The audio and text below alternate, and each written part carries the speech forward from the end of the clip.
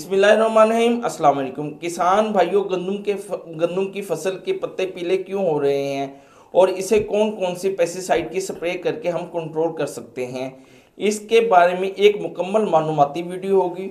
और हम ये भी मालूम करने की कोशिश करेंगे कि अब जैसे गंदम गोप की हालत में है तो हम अपनी एवरेज बढ़ाने के लिए क्या इकदाम कर सकें कि हमारी एवरेज एक्स्ट्रा हो और हमारा प्रॉफिट बढ़ सके।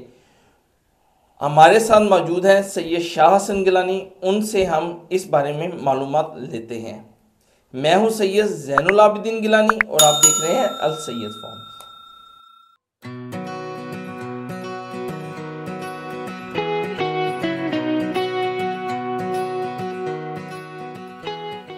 वालेकुम गिलानी साहब। वालेकुम सलाम।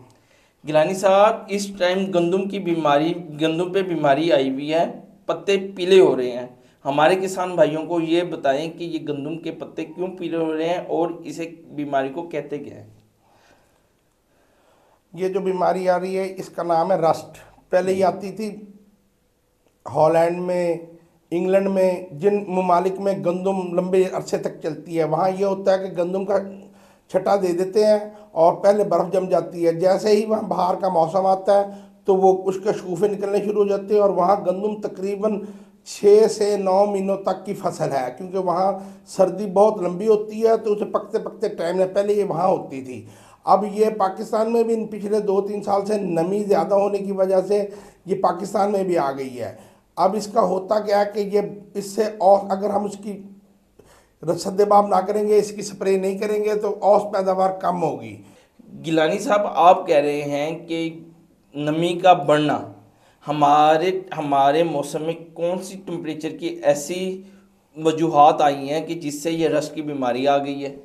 ये रस्ट की बीमारी जब आती है जब दिन में टेम्परेचर ज़्यादा होता है और रात को टेम्परेचर ज़्यादा गिर जाता है, उसकी वजह से रस्ट की बीमारी आती है। ठीक हो गया।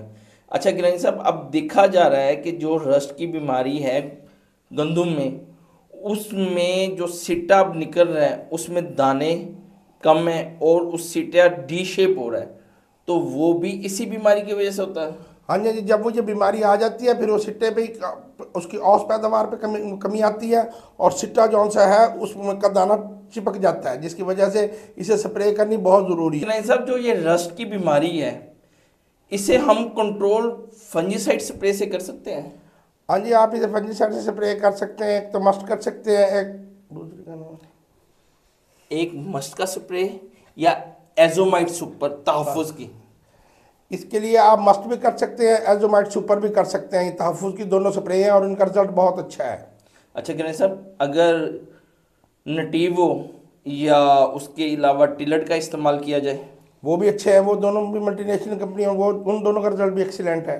यानी कि ये सब बीमारी पे कवरिंग कर जाएंगे। हाँ जी, हाँ जी, हाँ जी। सब अगर इनके साथ ग्रोथ रेगुलेटर जैसे ग्रांट है, एजिस है तहफ़्फ़ुज़ का, उसके बाद इस्तेमाल हो सकता है। और उसके बाद सजेंटा का है,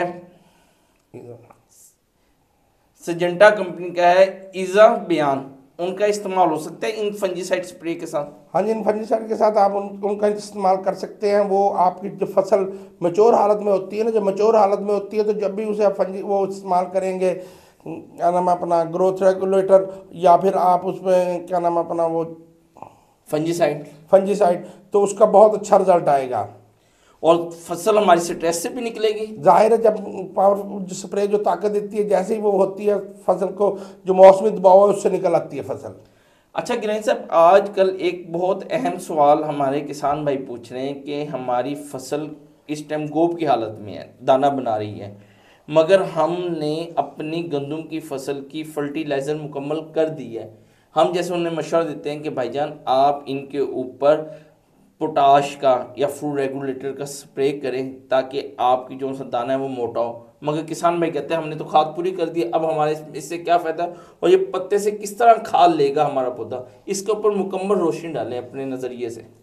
ये ऐसे होता है कि जब हम इसके ऊपर बोरान स्प्रे करते हैं या पोटाश स्प्रे करते हैं तो वो पत्ते में जितनी ताकत होती है वो ताकत को उस दाने में कन्वर्ट कर देती है, उसे इकट्ठा करके दाने को दे देती है। बुरान जो है वो भी पोटाश को एक्टिवेट करेगी। अगर आपने अकेला पोटाश कर दिया तो वो भी एक्टिवेट नहीं होगा। असल में उसका रेगुलेटर जो सा है वो बुरान है। बुरान जो है उसे रेगुलेट करेगा, इकट्ठा करके उसे सिट्टे को ताकत देगा। अगर आपने बुरान नहीं स्प्रे किया तो उससे फिर आपकी औसत पैदावार कम हो सकती है।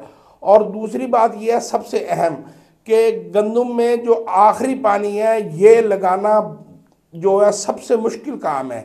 आखिरी पानी आपको, एक तो इस साल सर्दियों में लंबी चौड़ी बारिशें नहीं हुई, अंदाज़ा ये है कि जिन लोगों ने ज़्यादा अर्ली गंदम लगा ली थी उनके तो 4 पानी लगेंगे, और जिन्होंने थोड़ी सी 75 गई थी उनके यकीनन 5 पानी लगेंगे, क्योंकि वो 4 पानी में तैयार नहीं हो सकती। और जो मौसम की सूरत हाल हो गई है, हमें आज से 15-20 साल पहले वाली सूरत हाल में ही जाना पड़ेगा कि अक्टूबर में हमें गंदम काश्त करनी पड़ेगी। जैसे अब देखें, अब फरवरी आया एकदम टेम्परेचर ऊपर जा रहा है, इसलिए हमें अक्टूबर में ही काश्त करनी पड़ेगी गंदम। ठीक हो गया।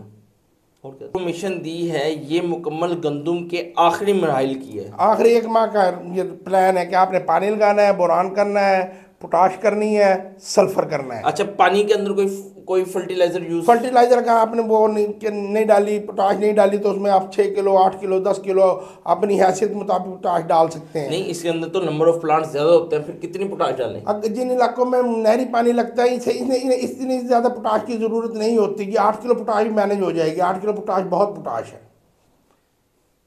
गिलानी साहब, आपका बहुत बहुत शुक्रिया, आपने हमें गंदम की बीमारी के मुतालिक रहनुमाई की। किसान भाइयों, आज की जो सी गंदम की वीडियो थी वो थी गंदम की बीमारी यानी कि रस्ट के मुतालिक। उम्मीद है कि आपको हमारी ये वीडियो पसंद आएगी। हम आपको मुकम्मल गाइड करेंगे कि किस तरह रस्ट की बीमारी हमारी फसल को नुकसान पहुंचा रही है, तो हमें एहतियाती तदाबीर के साथ अपनी गंदम की बीमारी के ऊपर कवरिंग करनी चाहिए।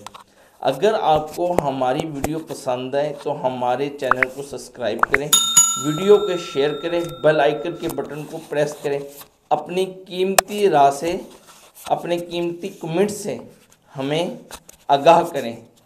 नेक्स्ट वीडियो तक के लिए अल्लाह हाफिज़।